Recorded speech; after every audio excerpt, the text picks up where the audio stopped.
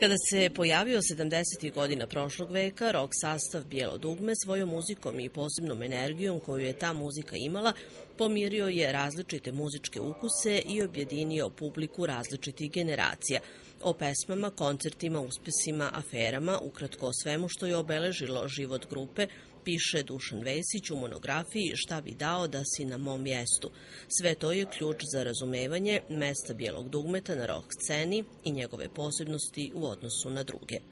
Bijelo dugme je bilo veliko i važno. Bijelo dugme je menjalo stvari. Bijelo dugme je uvek išlo taj neki korak ispred. Toj sceni uvek bio potreban neko kao Bijelo dugme da je povuče naprijed.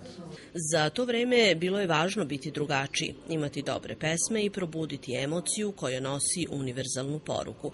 Goran Bregović, Željko Bebek, Ipe Ivanić, Zoran Redžić i Vlado Pravdić su to uspeli u Bijelom dugmetu. Bio je to jedini bend na svetu koji je pevao na srpskom jeziku i koji je uprkos tome svuda imao publiku i bio izuzetno popularan.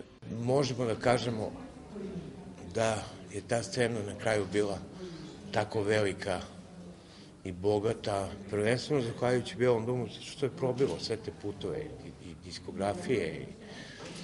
To su bile prve turneje po sportskim halama. Jednom je to moglo da bude posao. Pre toga je to bila zabava dokonih dobrostojećih pripadnika srednje klase. Ali tek od Bijelog dugmeta je to posao. Monografiju Bijelog dugmeta autora Dušana Vesića, inače dobrog poznavaoca tadašnje jugoslovenske rock scene i velikog zaljubljenika u muziku kragujevačkog smaka, izdala je Laguna.